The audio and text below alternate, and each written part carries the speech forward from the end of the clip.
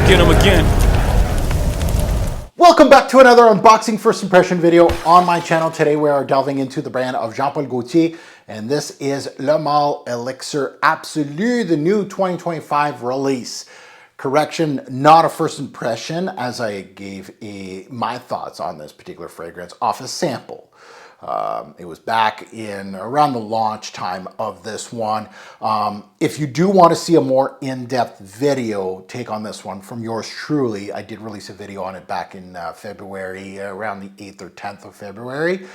But let's see a month later now that I have a bottle in hand, we'll do the unboxing and we'll see if I feel the same. I gave this one a 6 out of 10 on my channel back then, so we'll see if that stays the same. I didn't take out my army of elixirs. Not a fan, by the way, just letting you know. I have an army of them just because I decant. Actually, this is part of the decant site as well, so this is not my personal bottle. But it's fun to kind of smell it and just see and then start decanting as well, especially since it's been a month since I last smelt this one. So we'll see how I feel still. Like, that's pretty poor score on my channel. 6 out of 10 is pretty poor. This one didn't do very well. I think this one did a 7 out of 10 on my channel too. So I'm not a fan of this DNA. However, I'm a big Le Male fanboy. Huge. I love Le Male. That's where this fragrance passion of mine started. Back in high school when I started with Tommy Hilfiger, Swiss Army, stuff like that. And then I moved on to Boss Bottled, which I still love, and Le Male, which I still love. So yeah, what a journey. And here we are in 2025 and we're going to be panning a new Jean-Paul Gaultier. Yay. Well, we'll see if we're still panning it. If you're new to this channel, welcome to the Robezoid channel. I'm your host, Mark. Smash that like button. Subscribe, hit that subscribe button. Why? Because I'm one of those guys that's unfiltered. I don't get free bottles. I'm not looking, I know that Jean-Paul Gaultier gives out free bottles to reviewers, and up and coming reviewers, they're gonna suck up to the brand. Established reviewers are gonna continue to suck up the brand because they want these free bottles. This hobby is expensive, I understand why, but for me personally, I'm a hobbyist. So this is the best kind of channel to check out. There's several of these, by the way. I'm not trying to say I'm the only one. However, when I shout out a channel, sometimes some channels just kind of switch on you. And you're just like, huh, oh, okay. Well, I understand. So let's take a look at the note breakdown. Very thin note breakdown as per usual with new designer releases. Note breakdowns, if you didn't know, are marketing ploys. It's not actually... not just everything that's in there, it's just whatever the brand wants to publish to the general public to kind of give you thoughts on the release. So it's not, oh, there's only just lavender, plum, and tonka bean in this. No, there's probably a lot more, but they don't want to give you those notes. They don't have to, they don't want to, it's marketing. So at the top we got lavender, in the mid we got plum, and in the base we got tonka bean. That note breakdown, honestly, this is one of those fragrances that I really didn't, you know, some of these 3-note breakdowns, I almost dissect them to craziness because I'm just like, no, there's cinnamon in here, there's this, there's that, and I start adding things because I can smell them in the fragrance. Obviously, this was released in 2025. Still haven't published the notes for this one. I thought it was, you know, I can't be that early now. I'm late on this one, but I'm assuming it's Quentin Bish, but that's just an assumption. Pricing, oh my. I did the research on this, and I was just like, come on now. Where'd I go? I went on Macy's website. I get the retail price. $175 USD dollars retail for 125 mil. This is I believe this is a bigger bottle, right? This is the 200 mil. Yeah, this is a 200. This is the big boy, just as big like that. So we're gonna get a big boy here to decant, of course. Better for the decant site. 175 for, again, not this one, the smaller bottle. 125. Holy moly. And that's US. So my Canadian friends, holy, $200. Crazy. At discounters, I found it around 125. So $1 a mil, basically, plus your tax, plus your shipping. So plus. So when I sampled this, and sampling samples is like, it's not a review. I never deem it a review. I don't think that's good enough for a review personally. 3 wearings is not enough, you know, 3 mils, 4 mils, you know, those are the kind of, you know, I hardly get a 5 or 10 mil decant, right? I got to keep it moving. those kind of reviews or samples are definitely not, this is what your typical fragrance reviewer does. I don't think that's enough wearings. So we're going to see sometimes, and I'm telling you, like these samples, it's not, hard, when I give it I gave it a 6 out of 10, that's not a hard 6, right? When I do a fragrance review, like a test drive that I wore it 10, 12 times and in different seasons and different situations, you got to wear it as your signature, basically, to get a really good grasp of, okay, this was a mediocre release. So let's delve into it. Let's see.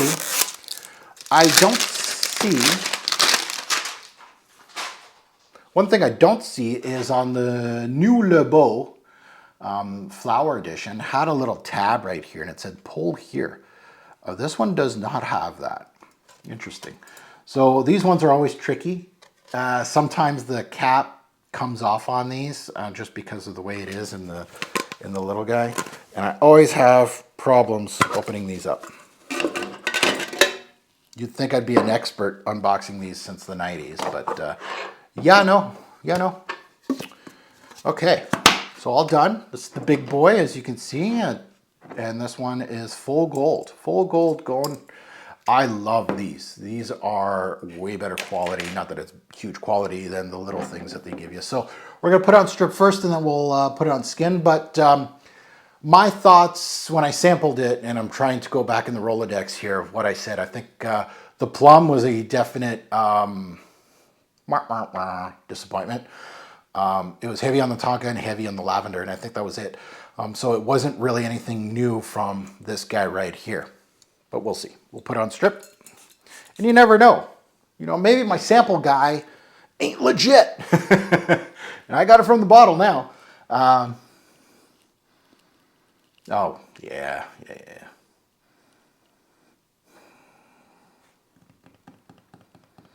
Yeah, it's exactly what I thought. So the plum's not a big player here, and that's the kind of like the sexy note that you wanted to jump off. I mean, it's not a great one. It's there, but it's not a primary note, even in the introduction. It's very sweet. Like the tonka bean is your major player here. That Quinton Bish fog of vanillic. Give me a tonka bean that smells like cherry. Give me a tonka bean that smells like almonds. Give me a true tonka bean note, right? A good tonka bean should have cherry, almond, vanillic tones, powdery tones, sweetness. Yes, of course, all of these things. This is a vanillic fog, which I like to deem it. The plum's not great, and it's not the big note to change things here. It has to be. It has to be as a flanker. That is the big note that everybody's excited about. You have to be a game changer. It's not. And I am sorry to the ones that, kind of, are on this hype train and they love these kind of like teeny bopper things and you're new to this fragrance thing. I'm very much blunt. I'm going to call it spade a spade. If something isn't up to par, yeah, it goes like this guy.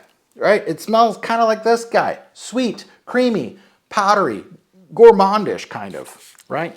Yeah, there's a fruity tone to it, but it ain't that good. Like I've smelt a really good plum note in designer fragrances, right? I think I said the Gucci Guilty on the women's aisle. What was it called again? It was a gold bottle. I don't know if I have it down here. Gucci's are down here somewhere. No, it's way down there.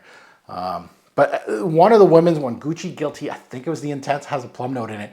It's like it takes its lunch money. The plum note is so good in that Gucci on the women's aisle. Just as an example of what you can do correctly with a plum note. Yeah, and it's less complex than this guy. And this is not a complexity bomb, by the way. Lavender is back. The lavender saves this thing. For me, it holds the scent together and it's very solid as a lavender note. I love it. I absolutely love it. It's the only thing in here that I'm excited about. I'm happy it stays around from the original lavender that we had from the Le Male days, but that vanilla fog, I can't stand it. But just because it has less going on, this fragrance is actually more fresh than this one. So it has less going on. So there's less density. There's less depth to it. And this one wasn't, again, not a depth monster here. So it's more fresh, less sweet, so less, and I'm saying that with a little grin on my face because it's definitely still sweet. But the lavender kind of bogs down, and that's why the original Le Male was great, is because the lavender kind of bogs down that sweetness from the vanilla.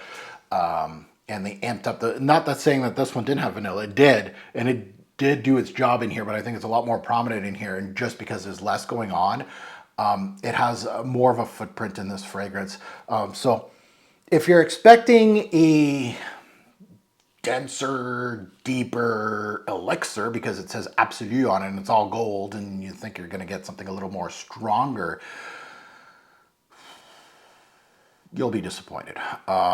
This is the complete opposite, actually. It's a little thinner than this guy.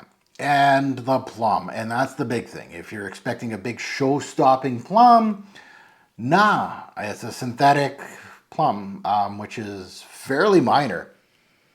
It's not doing that big of, it's not, I would classify it as a low secondary. You get it, you get the fruity nuance in the intro. Like, I'm getting a little bit of that, but it's minor. Like, it's low secondary. You're gonna, during my sampling samples, if I know my nose, during that sampling samples, that plum burned off quite quickly.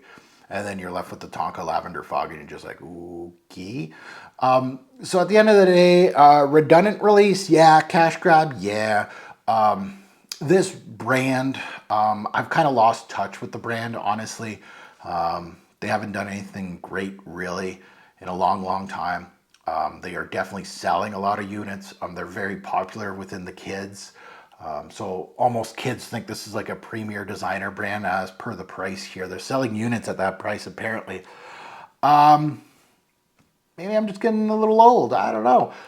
For me, I'm looking for quality. I'm looking for blending. I'm looking for a lot of different things. Not that, gourmand scents or simple scents aren't, valued in my community. Personally, for me, I love a good simple scent, right? Le Male is still, the original Le Male is still one, a fragrance that I wear. There's a lot of memories attached to it. So a fragrance is so personal that Le Male, Boss Bottled, I had some great years with those two scents as signatures when I was a little younger. So you're going to have that attachment when you're younger to those scents that you've worn a lot to. You'll value them a lot more than your neighbor. Some people will be like, Le Male sucks. Boss Bottle sucks. Come on, old man. But, it is what it is. But this one right here, 6 out of 10 on sampling samples with this first impression.